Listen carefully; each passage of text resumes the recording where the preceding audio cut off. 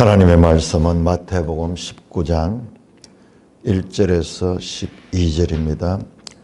마태복음 19장 1절 예수께서 이 말씀을 마치시고 갈릴리를 떠나 요단강 건너 유대 지경에 이르시니 큰 무리가 따르더니 예수께서 거기서 그들의 병을 고치시더라. 바리새인들이 예수께 나와 그를 시험하여 이르되 어떤 사람이 어떤 이유가 있으면 그 아내를 버리는 것이 옳으니까. 예수께서 대답하여 이르시되 사람을 지으시니가 본래 그들을 남자와 여자로 지으시고 말씀하시기를 그러므로 사람이 그 부모를 떠나서 아내에게 합하여 그 둘이 한 몸이 될지니라 하신 것을 읽어보지 못하였느냐. 그런즉 이제 둘이 아니요 한 몸이니 그러므로 하나님이 짝지어 주신 것을 사람이 나누지 못할지니라 하시니 여짜오되 그러면 어찌하여 모세는 이혼 정서를 주어서 버리라 명하였나이까. 예수께서 이르시되 모세가 너희 마음의 완악함 때문에 아내 버림을 허락하였거니와 본래는 그렇지 아니하니라. 내가 너희에게 말하노니 누구든지 음행한 이유 외에 아내를 버리고 다른 데 장가드는 자는 간음함이니라. 제자들이 이르되 만일 사람이 아내에게 이같이 할진대 장가들지 않는 것이 좋겠나이다. 예수께서 이르시되 사람마다 이 말을 받지 못하고 오직 타고난 자라야 할지니라. 어머니의 태로부터 된 고자도 있고 사람이 만든 고자도 있고 천국을 위하여 스스로 고자된 자도 있도다. 이 말을 받을 만한 자는 받을지어다. 하나님 아버지 은혜를 감사합니다. 이 시간 속에서 영생의 말씀을 이렇게 날마다 알아갈 수 있도록 영생을 이 땅에서부터 미리 맛볼 수 있도록 하나님의 말씀을 공부할 수 있도록 은혜를 베풀어 주신 것 감사를 드립니다. 우리 주 예수 그리스도의 이름으로 감사하며 기도드리옵나이다. 아멘. 자, 19장 이제 들어오면서 예수께서 이 말씀을 마치시고, 자, 우리는 기억력에 한계가 있어가지고 하나를 알면은 또 나중에 또 잊어버려. 그러면서 그런데 자, 그런 성경 연구는 연구를 해야 돼. 베레아 사람들이 데살로니가 사람 더 신사적에서 날마다 이것이 그러한가 말씀을 상고하다 하는 게 연구했다는 거예요. 우리말 가운데 사경 하는 게 사경, 성경을 조사한다 하는 뜻이에요. 그런데 연경이라는 말도 썼더라고요. 연경, 성경을 연구한다.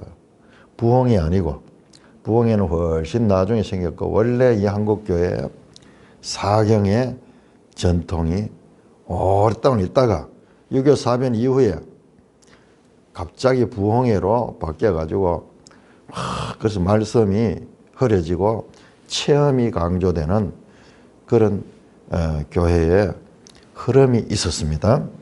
처음 출발할 때 참 말씀 사경회로 그렇게 모였어요. 그런데 말씀을 사경 안 하고 성경 알 수 있겠습니까? 지금도 우리 한국 교회 가운데 이 말씀을 제대로 가르치는 교회가 참 찾기 힘들지만은요, 원래 그래요. 원래 제대로 된 것은 아주 소수예요. 어떤 면에서 우리 눈에 주위에서 잘 보이지 않아요. 그렇지만은 이 한국 교회에 몇 프로 정도 아주 소수지만은 구석구석에 하나님의 말씀을 연구하는 신학자들이 있고 성경 신학자들이 있고 그다음에 그 교회들이 있습니다. 바닷물 전체가 소금물이면은 거기에 아무도 살 수 없어요. 그러나 몇 프로 아주 작은 프로테이지가 소금이 있기 때문에 그 생명들이 다 살 수 있듯이 온 교회가 다 말씀 가운데 깨어나면은 참 좋겠지만은 어떤 면에서 그것은 우리의 사람의 생각이에요. 원래 예수님께서도 그걸 알고 계셨어요. 자, 예수께서 이 말씀을 마치시고 이 말씀은 바로 18장입니다. 18장 주제가 뭐였습니까? 교회에서 어떤 사람을 어떻게 대해야 될 것인가. 지체 형제를 계속 형제라고 말씀하세요. 형제를 어떻게 대해야 된다. 형제들 간에 누가 높은 자냐? 어린아이처럼 자기를 낮추고 섬기는 자가 높은 자다. 완전히 가치관을 뒤집어 엎는 건데 이거는 들었다고 되는 게 아니에요. 뒤에 보면은 20장 가면 또 나와요. 또 나옵니다. 그러니까 우리 하나님 예수님의 가르침은 새 언약의 새 세상에서 새로운 가치관을 가리키는데 그것은 기존 우리가 익숙해 있는 그런 세상의 가치관과는 반대되니까는 이걸 듣고 이것이 내 속에서 뿌리를 내리기 위해서는 그냥 되는 게 아니에요. 아주 연단의 과정을 거쳐야지 그것이 자리 잡을 수 있고요. 오직 성령이 오셔야 돼. 성령이 오셔서 우리 마음 가운데 계속 말씀을 생각해 하고 말씀을 깨우치시고 그리고 말씀으로 살아갈 수 있도록 우리에게 감동 감화를 주실 때 그게 가능한 겁니다. 그러나 먼저 우리가 지식적으로도 알아야 됩니다. 지식적으로 알아야 돼요. 예수님 뭐를 가리켰는가? 교회 안에서 지체들 간에 누가 높으냐? 높은 자가 섬기는 자다. 교회 안에서 자기가 크다고 거들먹거리는 사람은 정말 작은 자고 겸손한 자가 교회에서 큰 자다. 뿐만 아니라 한 영혼이 얼마나 귀한가. 한 영혼이 얼마나 형제가 잘못해서 이 죄를 범했고 그래서 이 교회 안에서 문제가 발생했을 적에 그 형제를 어떻게 권면하고 첫째 단계, 둘째 단계, 셋째 단계, 넷째 단계에 가서 버리라가 아니고 넷째 단계에 가서도 계속 그를 구원의 대상자로 생각하고 그에게 대해야 된다. 그러면서 이제 이 용서에 대한 말씀하면서 끝없는 용서를 해야 된다. 내한테 죄진 자에 대해서 내가 복수하겠다는 그런 생각을 가지는 거. 그 복수는 보니까는 우리가 복수의 정체를 알게 됐잖아요. 죄의 정체를 알게 되니까는 죄의 정체를 알아야지 그 죄를 이길 수가 있어. 복수의 정체를 알아야 돼요. 복수의 정체가 뭐냐? 그것이 바로 범죄한 인간 사회에 가인의 후손들이 만드는 그 성에서, 에녹 성에서의 그와 같은 힘 있는 자들이 폭력의 노래가 바로 칼의 노래가 복수의 노래라. 내한테 상처를 입히면 나는 그를 죽여버리겠다. 가인이 7회 복수를 한다면 나는 77회 복수를 하겠다. 그렇게 말했던 하나님 없는 죄인들의 가치관이고 죄인들의 인생의 그와 같은 하나의 삶의 목표와 같은 것이 복수다 하는 거예요. 우리 세상은 복수를 얼마나 아름답게 미화합니까? 복수에 대해서 우리는 복수해야 된다. 복수해야 된다.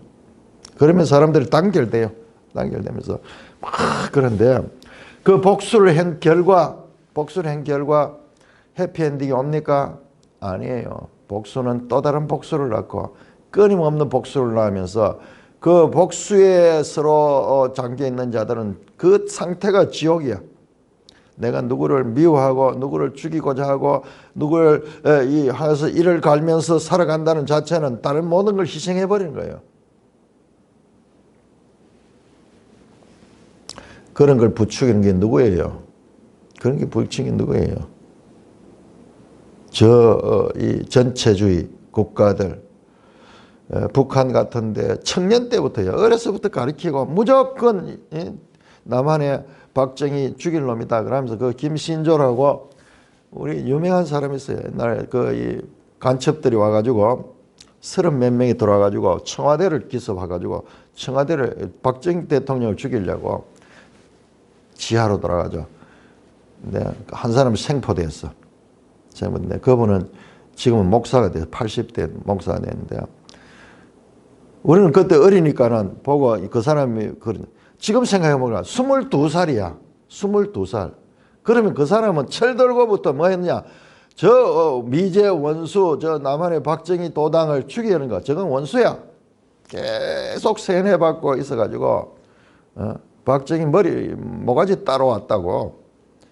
그렇게 이야기를 하면서. 인생 전체가 적개심으로 그렇게 선전선동해서 사람을 만드는 게 누굽니까? 그렇게 만드는 것이 바로 내셔널리즘, 국가주의 또는 민족주의도 마찬가지예요. 우리는 민족주의 그러면 무조건 이야 참 좋은 거라고 생각했는데 아니에요. 그 민족주의가 누구냐 그러면 히틀러가 바로 민족주의예요. 아리안족, 자기들 이 독일 사람들이 우월한 민족이고 다른 민족은 무시해버린 데서 오는 무자비한 그와 같은 이 악행, 인류 역사상 둘째가라면 서러워할 악행들이 그런 가운데서 일어나고 있는 거예요. 그래서 복수의 실체를 해야 돼. 사람들은 복수가 뭔지 몰라요. 죄가 뭔지도 모르고 복수가 뭔지도 모르고 구원이 뭔지도 모르는 거예요. 그러니까는 거기에 사로잡혀서 하는 거예요. 끝없는 복수가 복수를 낳는 이 인간 세상에서 예수님께서는 그것을 상쇄하고도 남는 7번씩 70번이라도 용서해라. 끝없는 용서를 가리키고 있다. 교회 안에서. 자, 교회는 용서의 공동체다. 자, 이 말씀을 마치시고 그렇습니다. 이 말씀을 마치시고 자 오늘 우리 한번 찾아보겠습니다. 자, 이 말씀을 마치시고 하는 이와 같은 구조를 가지고 있는 것이 5번 나오는 거예요. 아니 마태복음에 예수님 설교가 얼마나 많이 나오는데 왜 5번이라고 이야기하는가? 그거를 구분할 수 있어야 돼요. 첫째로 7장 28절 우리 한번 봅시다. 마태복음 7장 28절 7장 28절은 예수께서 이 말씀을 마치시고 이 말씀이 뭐냐? 바로 산상설교입니다. 5장에서 7장 산상설교 그 다음에 10장이 또 설교였어요. 자, 그 다음에 10장이 설교고 10장 설교가 끝난 다음에 11장 1절 한번 11장 1절 10장은 제자들을 파송하는 그 설교였죠. 너희가 이 마을에 들어가면은 그렇게 권능을 주시면서 그들에게 한 집에 머물고 복을 빌고 그들이 듣지 않으면 그들을 떠나라. 그리고 가는 곳마다 너희가 이 복음을 전하고 귀신을 쫓아내는데 그러나 너희에게 사람들이 호의적이 아닐 것이다. 그러면서 장차 제자들이 예수님이 떠난 이후에 복음을 전해야 될 그와 같은 것을 미리 경험하게 하는 것이 10장입니다. 그 10장 설교예요. 10장. 이렇게 하라 지침을 주는 거예요. 자, 11장 1절입니다. 예수께서 12제자에게 명하리를 마치시고 자, 이렇게 두 번째 마치시고 나옵니다. 그러니까 예수님의 설교 제자들에게 가르친 설교입니다. 다른 사람들이 했는 거는 또 제외됩니다. 그 다음에 13장 13장은 유명한 13장 자체가 이거는 파송설교라 그럴까요? 13장은 천국설교죠. 비유, 10분이는 비유 나오는 천국설교. 13장 첫째, 두 번째, 세 번째. 자, 13장 53절을 보시면은 53절 예수께서 이 모든 비유를 마치신 후에 딱 구별되게 나오죠.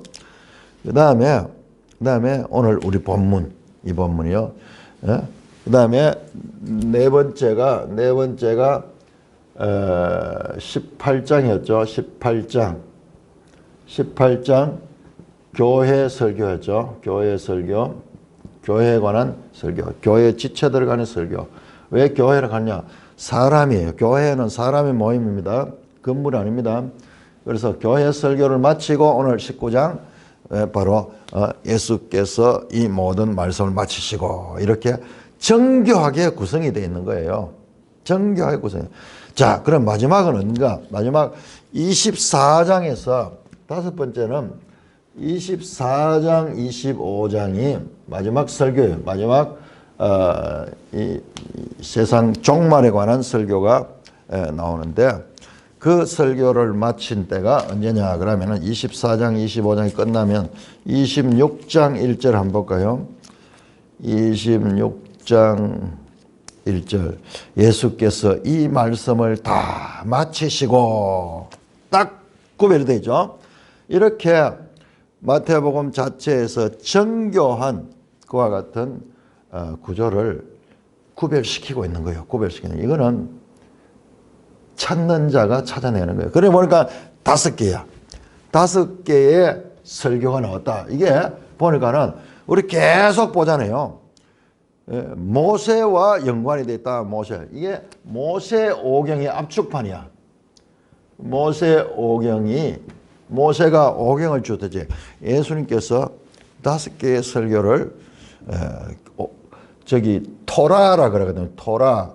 오경을 갖다 토라가 하는데 토라가 뭐냐 그러면 교훈이고 가르침이에요. 가르침이에요.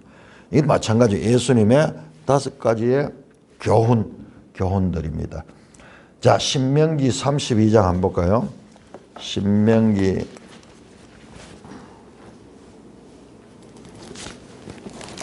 내용도 중요하지만요. 이런 구조를 파악하는 게 성경의 묘미입니다.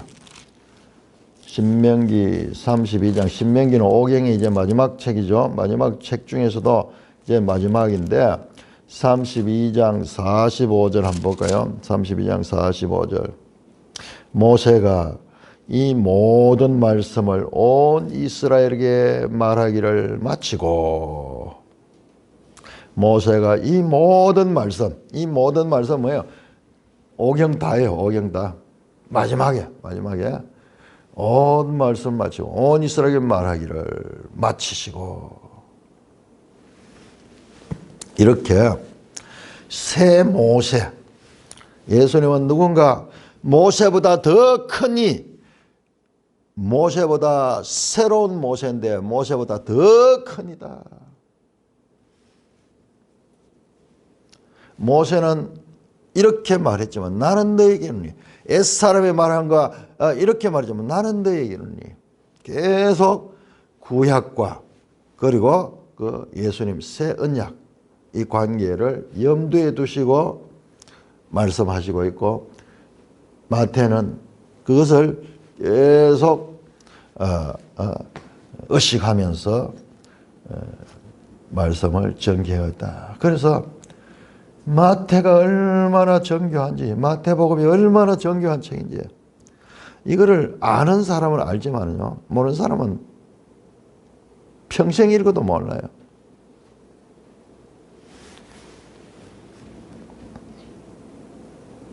자, 장소는 어디입니까? 갈릴리를 떠나서 그러니까 18장이 갈릴리에서의 마지막 설교인데 그 마지막 설교가 교회에 관한 설교였다. 18장이. 이것도 의미가 깊은 거예요. 그 다음에 이제 갈릴리를 떠나 1절에 이 말씀 맞이 갈릴리를 떠나 어디로 갔냐? 요단강 저편 유대 지경에 이르렀다. 예루살렘을 목표로 지금 가고 있는 과정이에요.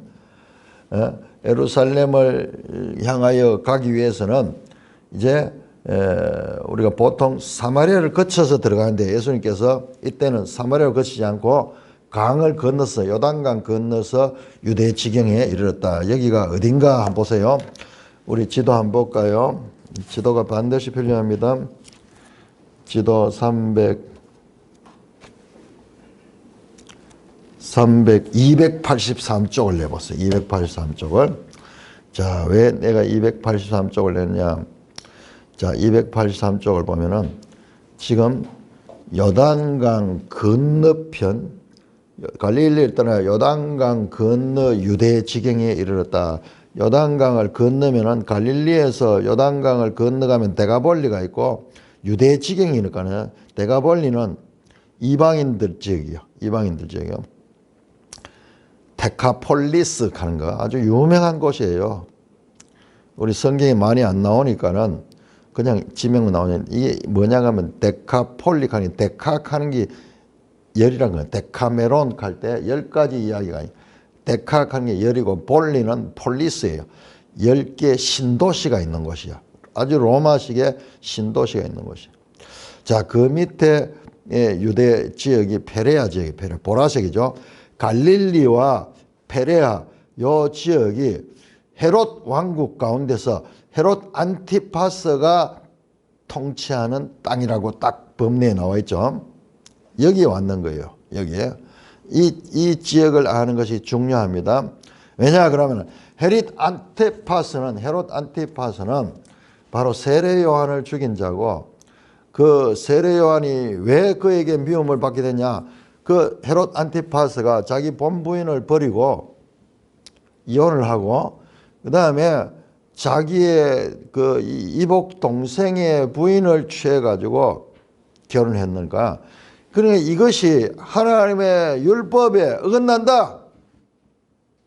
그걸 지적을 하면서 그랬다가 미움을 받아서 나중에 죽음을 당하게 됐죠. 우리 앞에서 내용이 자세히 나왔잖아요. 그 장소예요. 자, 근데 우리 매일 성경에서 주석을 한번 보세요. 13절에 대한 주석이 나옵니다. 요단강 건너 유대 지역은 요단강 동쪽의 페레아 지역으로 방금 봤죠. 헤롯 안티파스가 분봉왕으로 다스린 곳이었다. 세례자 요한이 헤롯 안티파스의 이혼과 재혼을 잘못이라고 지적하다가 처형된 상황에서 예수님께 이혼 문제를 물은 것은 예수님을 함정에 빠뜨리는 계략이다. 이야, 이거 한번 보세요. 우리가 이런 것까지도 배경으로 연결이 되잖아요. 왜 그 기사가, 왜 이 세례 요한 기사가 특별히 따로 나왔던가. 그러니까 딱 질문이 뭐냐? 그럼 질문이 3절에 바리새인들이 예수께 나와 그를 시험하여 이르렀다. 바로 이 헤롯 안티파스의 땅에서 그 일로 말미암아 가지고 이 세례 요한이 죽임을 당했던 그 문제를 가지고 지금 예수님을 또 걸고 있는 거예요.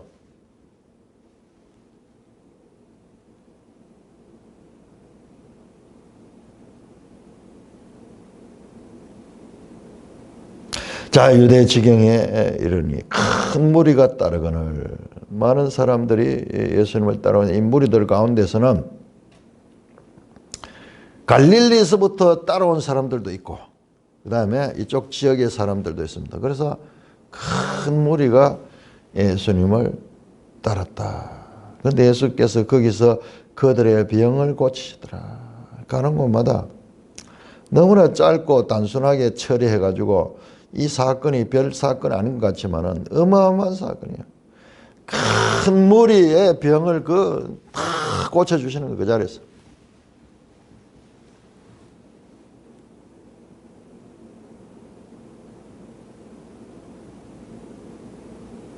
이제 갈릴리를 떠나면은요, 예수님은 다시는 갈릴리로 생전에는 돌아가지 않습니다. 나중에 부활하셔서 거기에 나타나시죠. 나타나죠. 그러니까 마지막 갈릴리를 떠난 거예요. 육신으로서는 갈릴리를 떠나며 이제 마지막에. 자, 마태, 마가, 누가 복음과 요한 복음의 차이 가운데 많지만은 그 가운데 대표적인 게 마태, 마가, 누가 복음은요, 예수님이 갈릴리에서 예루살렘 올라가는 사건, 이게 생애 전체야. 전체야. 그냥 갈릴리에서 예루살렘 가는 거. 그래서 예루살렘에서 죽으시는 거.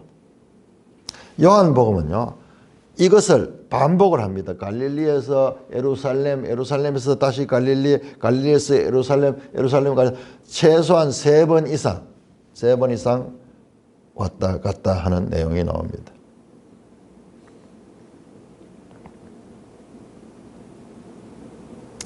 그러니까 우리가 이 요한복음을 통해서 보면 그 여러 번 왔다 갔다 하는 가운데서 지금 이것이 마지막이에요. 마지막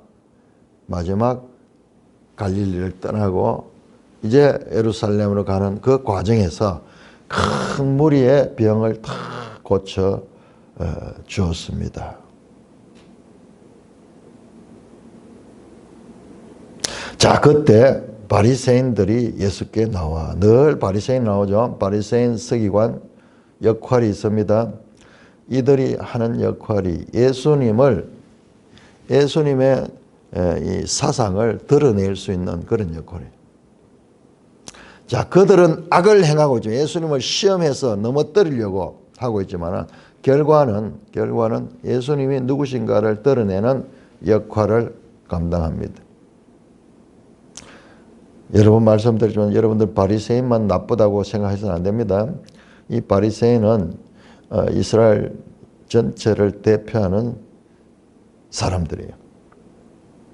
그를 시험하여 이르되. 자, 16장 1절에서도 마찬가지로요. 예수님께 나와 시험하. 이 사람들이 순수한 동기가 아니고 항상 그를 예수님을 넘어뜨리려고, 함정에 빠뜨리려고 그렇게 하는 거예요. 하며 이 행동 자체가 불순하죠. 자, 사람이 어떤 이유가 있으면 그 아내를 버리는 것이 옳으니까.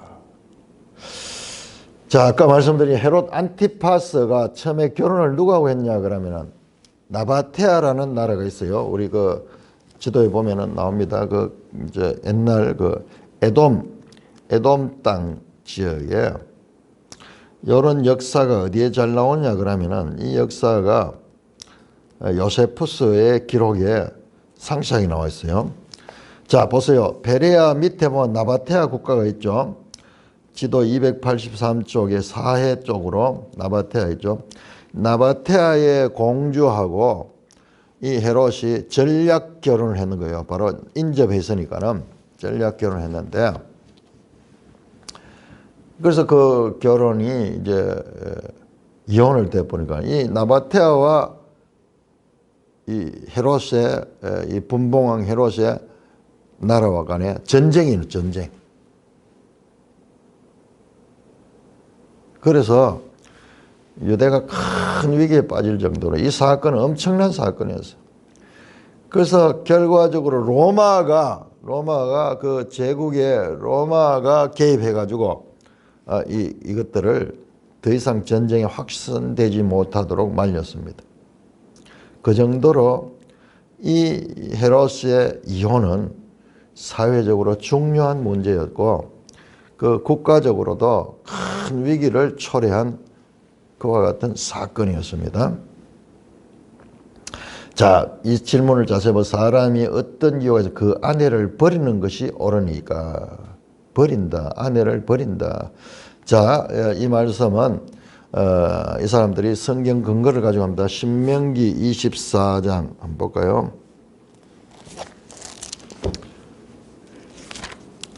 신명기 24장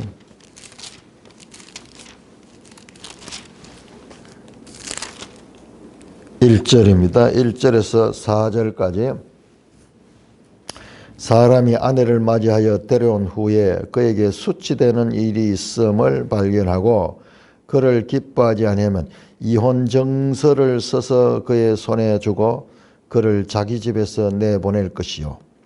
그 여자는 그의 집에서 나가서 다른 사람의 아내가 되려니와 그의 둘째 남편도 그를 미워하여 이혼 정서를 써서 그의 손에 주고 그를 자기 집에 내보냈거나 또는 그를 아내로 맞이한 둘째 남편이 죽었다 하자 그 여자는 이미 몸을 더럽혀선적 그를 내보낸 전 남편이 그를 다시 아내로 맞이하지 말지니 이런 여호와 앞에 가정한 것이라.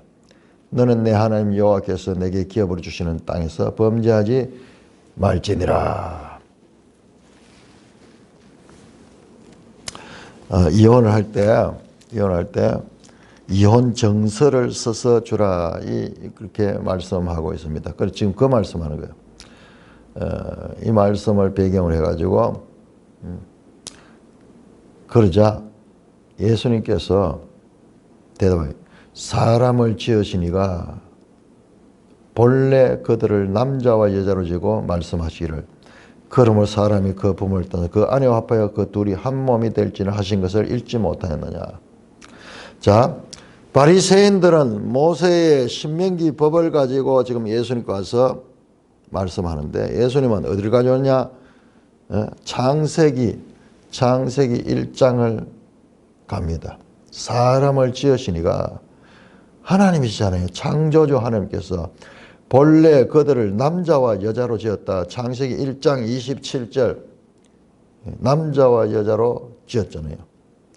그런 다음에 2장에 가서 2장 24절에서 사람이 그 부모를 떠나서 아내와 합하여 그들이 한 몸이 될지라 하신 것을 읽어보지 못했냐. 창세기 2장 24절 말씀을 가지고 바리새인 당시의 율법 학자들에게 지금 대응하는 거예요.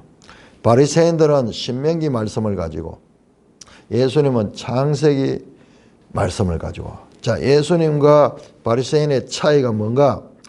바리새인들은 타락한 이후의 말씀을 가지고 있고 예수님은 창세기 1장, 2장, 3장에서 타락하는데 타락하기 이전의 말씀을 가지고 있잖아요.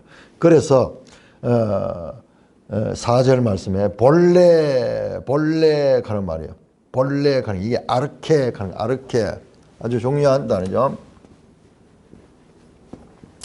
아르케 가면요 근원이다. 태초에 갈 때 태초에가 이 아르케예요.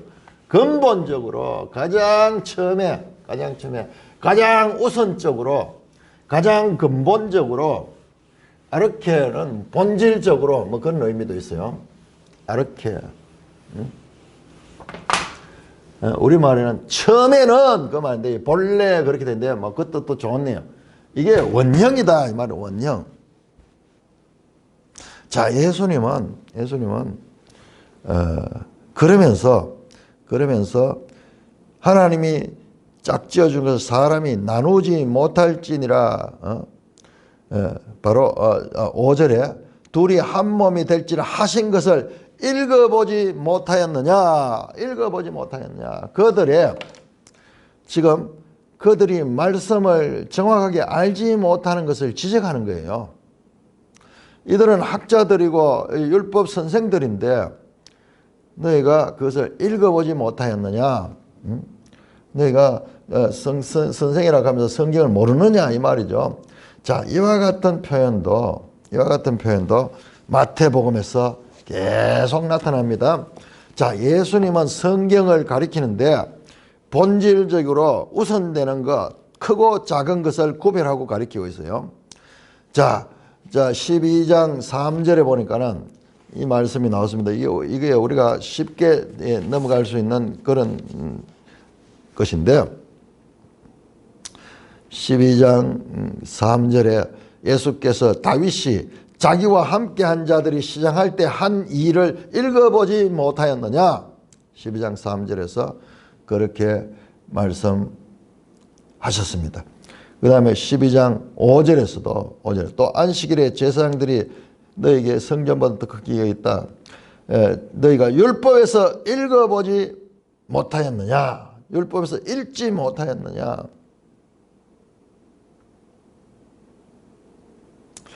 21장 16절에도 나옵니다. 21장 성경을 읽지 못하냐? 이 무슨 말씀이냐 그러면은 이 사람들의 성경 지식이 편향되어 있다는 거예요. 편향되어 있다는 거예요. 그리고 그들의 성경 지식이 본질과 비본질적인 것을 잘 구별하지 못하고 있다는 거예요.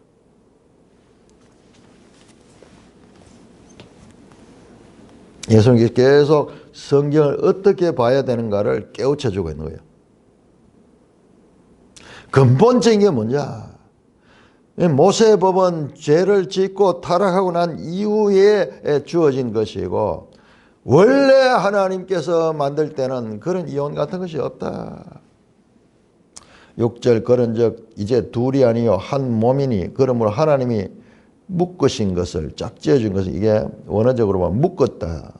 사람이 나누지 못한다. 원래 아르케 근원적으로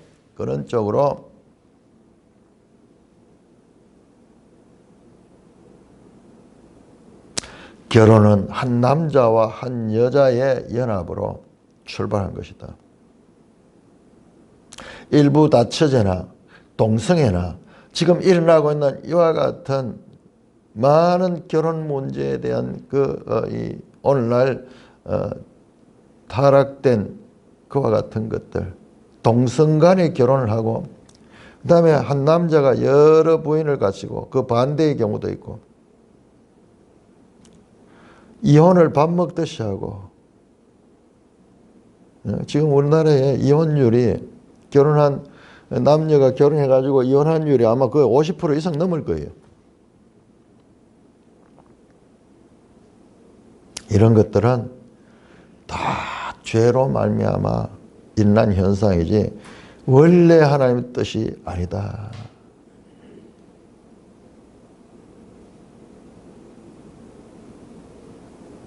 왜? 그러니까는 그들이 질문합니다. 그러면 어찌하여 모세는 이혼 정서를 주어서 버리라고 명하였는가? 자, 여기에 아주 중요합니다. 버리라고 명하였는가? 자, 그리고 3절에도 그 아내를 버리는 것이 옳으니까 계속 버린다는 말을 써. 명령했다. 버리라고 명령했다. 그렇게 보는데요. 자, 모세가 신명기 말씀을 줘가지고 이혼을 장려하는 것처럼 그렇게 말하고 있다고 하는데 예수님께서 대답하는 거 보세요. 8절 예수께서 이르시되 모세가 너희 마음에 완악할 때 너희 아내 버림을 허락하였다. 다릅니다. 명령과 허락은 다릅니다. 허락은 그 상황과 형편 때문에 마지못해 이 허락하는 것이고 명령은 적극적이고 일방적으로 그렇게 하도록 말하는 거예요. 다르잖아요.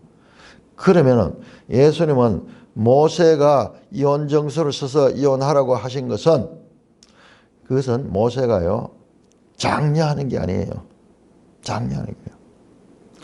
모세가 남자들이 악한 마음으로 아내를 함부로 버리는 상황에서 여자를 보호하기 위하여 이혼 정서를 구비하라고 명령한다는 거예요.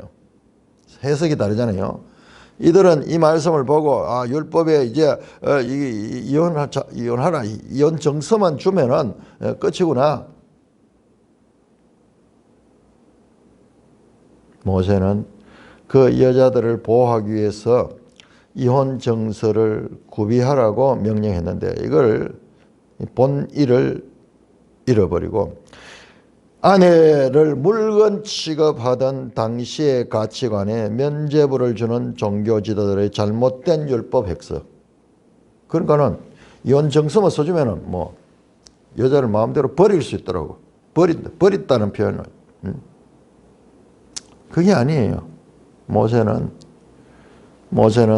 이혼을 함부로 하지 못하도록 그렇게 합당한 정서를 줘가지고 그렇게 하도록 여자의 인권을 보호하는 그런 차원인데, 이거를 이혼을 장려하는 것처럼 그렇게 말하고 있잖아요. 주어서 버리라고, 이혼 정서를 주어서 버리라고 명했는가. 자, 이거 우리 잘 봐야 됩니다. 모세의 법 가운데, 모세의 법에 눈에는 눈, 이에는 이 가는 게 있어요. 이에는 이. 이걸 갖다 동해보복법이라고 합니다. 내가 눈을 다쳤으면 상대방도 눈을 다치게 하고, 상대방이 내 이를 부러뜨리면 나도 상대방의 이를 부러뜨리는 거예요. 이것도 복수를 장려하는 거잖아요. 그게 아니에요. 그게 아니에요. 이 근본 뜻은 과잉복수를 금지하는 거예요. 금지법이에요. 원수 갚지 마라, 복수하지 마라 하는 하나님께서 여기서 복수하라고 이렇게 가르친 게 아니에요. 우리가 잘못 해석을 해서 그런 거예요. 뭐냐 그러면은 사람들이 라멕의 노래를 보세요. 라멕. 내한테 조금 상처 입으면 내가 그를 죽여버리겠다. 이와 같은 가잉 복수를 금지하는 법이에요.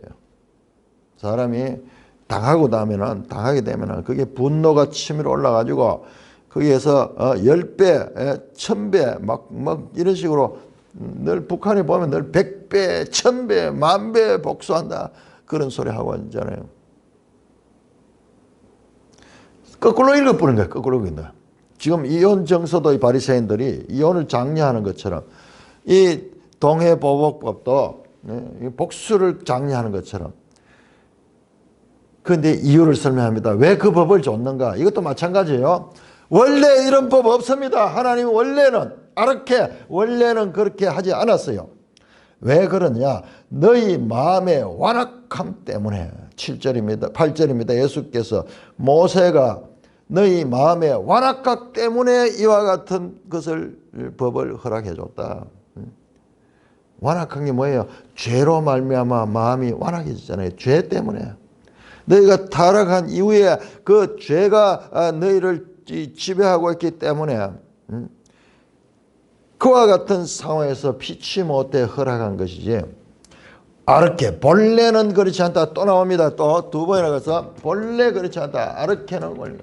예수님은 본질과 그리고 이 하나님의 원래 뜻을 말씀하고 있고, 바리새인들은 이 타락 이후의 모세의 법을 가지고 그것을 악용하고 있습니다. 본래는 그렇지 않다. 다시 말씀합니다. 9절, 내가 너희에게 말하노니 9절입니다. 누구든지 음행한 이유 외에 아내를 버리고 다른 데 장가드는 자도 가늠한다. 음행한 이유 외에 아내를 버리고. 그런데 한 가지 이혼의 사유가 있습니다. 100% 이혼하지 못한 게 아니라 음행, 여자가 간음해서 다른 남자와 간음했는 일이 드러나게 됐을 경우에 그것은 이혼 사유로 용납하고 있습니다. 그 이외에는 모든 어떠한 성격 차이니 문제가 그런 거 다 그것은 간음이다. 엄청난 사실상 이혼 불가론을 주장하고 있습니다. 바리새인들은 신명기 24장의 이혼 근거로 제시하며 주장하지만 예수님은 더 근원적으로 이혼이 불가하다. 원래는 그렇지 않다. 천국에서는 이혼이 불가하다. 하나님 나라에서는 이혼이 불가하다. 바리새인들은 모세의 말씀을 명령으로 버리도록 명령했다고 하는데 예수님께서는 그들의 죄 때문에 마음의 완악함 때문에 피치 못해 허락한 것이지만은 이것은 원래 하나님의 뜻이 아니다. 아르케를 주장하시면서 모세보다 더 근본적으로 하나님의 뜻을 강조하고 있습니다. 모세에게 이와 같은 이혼을 이 정서를 쓰면서 허락해 준 것은 죄인들을 배려한 처사입니다. 그러나 새언약 시대의 이 창조 때 새언약 시대는 창조 때의 하나님의 원래의 뜻에 순종한다. 원래의 뜻. 이것을 회복하는 것이 바로 새 창조고 새로운 것이다. 예수님은 새로운 법을 말씀하고 있습니다. 자, 그러자 바리새인들이 떠나가 버렸어요. 말씀은 없지만은 떠나가 버렸어요. 예수님 보세요. 예수님이 성경을 보는 게 뭡니까? 항상 근본적이고 본질적이고 더 중요한 것. 우리 법에도 헌법이 있고 그 다음에 기타 법들이 있어요. 가지와 같은 거. 본 줄기가 있고 그 다음에 가지가 있는데 우선적인 건 뭐냐? 이 줄기가 되는 헌법이 가장 우선적이에요. 예수님께서는 성경 가운데서 왜 그런 배경에서 이런 말씀이 써졌는가, 그리고 원래는 무엇인가를 구별하시면서 예수님 말씀을 듣고 바리새인들이 할 말이 없어졌는 거예요. 떠나갔습니다. 자, 그러자 제자들이 묻습니다.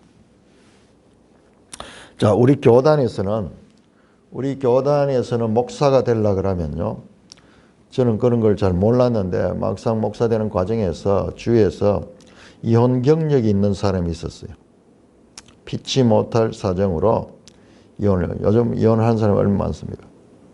근데 우리 교단에서 이제 마지막 시험을 치기 전에, 목사고시를 치기 전에 이런 것을 다 조사를 하는 거예요. 근데 그 사람 전혀 생각 없이 학교 입학할 때 그런 말도 몰랐고 이랬는데 이혼 경력은 목사가 될 수 없는 그런 기준을 가지고 있는 것을 봤습니다. 그 결과로 그분은 그걸 증명했어요. 증명해서 그 이혼의 이유가 부인이 외도했기 때문에 결과적으로 그렇게 되었다 하는 것을 증명하고 그렇게 해서 그분이 목사가 되었는데, 잠깐 이런 면에서 아주 엄격히, 딴 교단에서는 아마 이런 게 있는지 모르겠는데 아마 통합청에는 없는 것 같아요. 잠깐 이렇게 엄격한 기준을 지금도 적용하고 있습니다. 자, 그러자 이제 제자들이 이제 그 예수님의 말씀을 듣고, 예수님의 이 말씀이요, 다 바리새인들도 율법 학자들이잖아요. 그래서 성경으로 이야기를 하니까는 예수님 말씀이 맞으니까는 할 말을 못하고 떠나가 버렸어요. 자, 제자들이 그 예수님 말씀을 듣고, 아이고 그러면은 장가 가지 않는 것이 좋겠습니다. 아내에게 이같이 할진대 이혼을 불가하시니까는 장가들 결혼하지 않는 것이 좋겠습니다. 그렇게 제자들이 말합니다. 얼마나 그 당시에 이혼이 많이 쉽게 성행했는지 몰라요. 지금도 저 이슬람 국가 같은데 그런 일들이 많다고 그래요. 여자가 음식을 좀 잘못하고 뭐 빨래하다 빨래를 태우고 이래도 이혼 사유가 된대.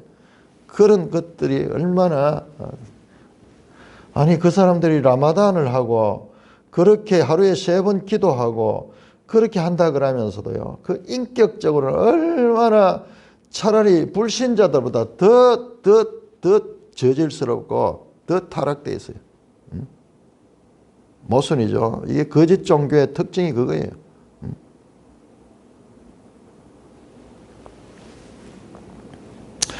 자, 그러니까는 장가들지 않는 것이 좋겠습니다. 그러자 예수님께서 말씀합니다. 사람마다 이 말을 받지 못하고 오직 타고난 자여야 할지니라.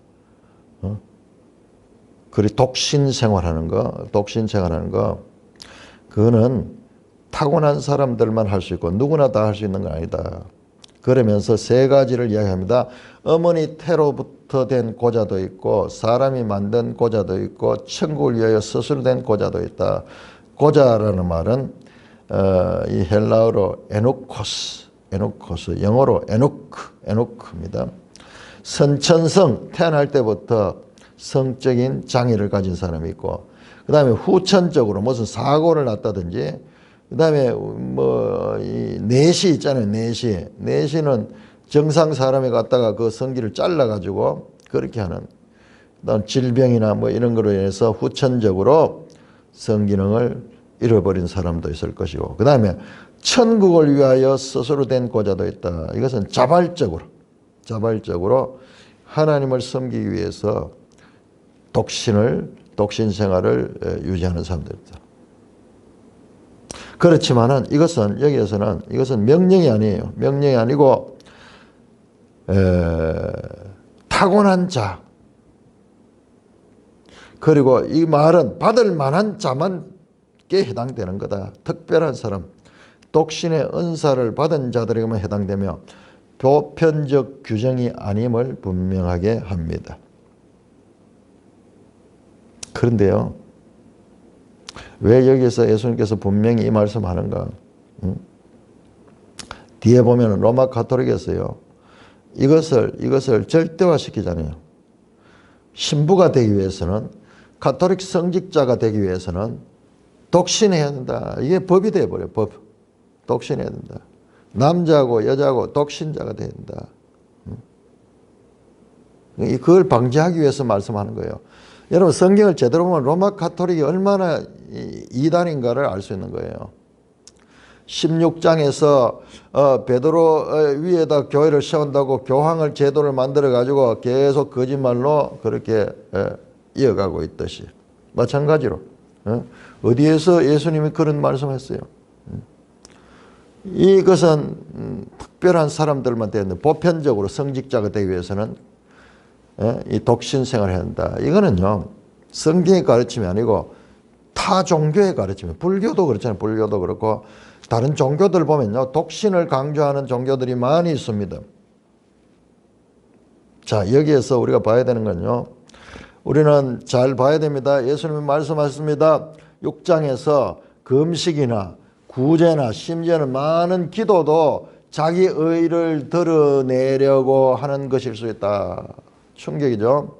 금식하고 기도하고 구제, 딴 사람 많이 돕는 것조차도 자기 의를 과시하는 그와 같은 용도로 사용되고 있다.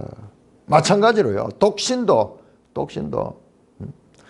자신의 이 거룩함, 구별됨을 드러나기 위해서 그렇게 종교적인 하나의 자기한테는 그게 캐리어가 되는 면이 있는 거예요. 그런 식으로 과시하고자 하는 거예요. 우리는 이런 거 보면은 하는데요, 여러분 속지 말아야 됩니다. 하나님 말씀이 아니고요, 드러나는 행위를 통해서 심지어는 무슨 채식만을 강조한다든지 그러면 더 거룩하고, 금식을 많이 하면 더 거룩하고, 우리 기도원 같은 데 가면 그런 거 많죠. 심지어는 이 금식기도 40일 금식기도를 몇 번 했다 그러면서 그거를 자기의 어떤 신앙의 캐리어로 드러내는 사람들도 있어요. 구제하고, 나는 많은 사람을 돕는다. 여러분 보세요. 지금 드러나는 거 보세요. 조폭들도 딴 사람 앞에 자신들을 위장하기 위해서 구제를 많이 해요. 이름 많이 냅니다. 후원도 많이 하고 이렇게. 이런 독신조차도 자기 의를 드러내고자 하는 것이 있어. 그러나 자발적으로 하나님 나라를 위해서, 사도 바울 같은 경우는 아마 독신이었다고 그렇게 보고, 바울 서신을 보면, 고린도전서를 보면은 독신을 좀 강조하는 듯한 그런 뉘앙스가 있어요. 그러나 그것은 권면이지 명령이 아닙니다. 예수님이 분명히 말합니다. 누구든지 이 말을 받을 수 있는 것은 아니다. 특별한 사람들, 그리고 마지막에서도 이 말을 받을 만한 자는 받으라. 그렇게 하면서 이것은 보편적인 기준이 아니고 특별하게 그런 은사를 가진 사람들에게는 가능하다라는 말씀으로 권면한 것으로 알 수가 있습니다. 이걸 분명히 알면은요, 우리가 지금 현재로 잘못되어 있는 거, 신부들 아주 결혼도 안 하고 독신을 사니까는 거룩할 것 같죠? 지금 보세요. 지금 나오는 정의구현 사진이라는 사람들 하는 거 보세요. 요걸 얼마나 잘하고, 그리고 이 정부에 대해서 얼마나 비판적으로, 공격적으로 그렇게 하는지. 독신이니까는 걸리는 게 없어. 악을 행하는데도 걸리는 게 없다는 거야. 뭐 그렇다고 해서 뭐 결혼해가지고 다 뭐 이 거룩하다 그런 말도 아니에요. 그러나 이 문제는 신앙에서 절대 기준이 전혀 아니다. 그래서 사람들은 많이 속아요. 독신으로 하면 더 거룩해 보이고, 금식하면 더 거룩해 보이고, 그 속에 자기 의를 감추고 있는 그런 것이 있을 수도 있다는 것을 우리는 보기 때문에, 사람들이 나타나는 그런 드러나는 행위에 대해 가지고 너무나 많은 비중을 둬서는 안 됩니다. 그러나 사람들이 말씀이 없으면 그걸 보고 속는 거예요. 찬송가 604장입니다.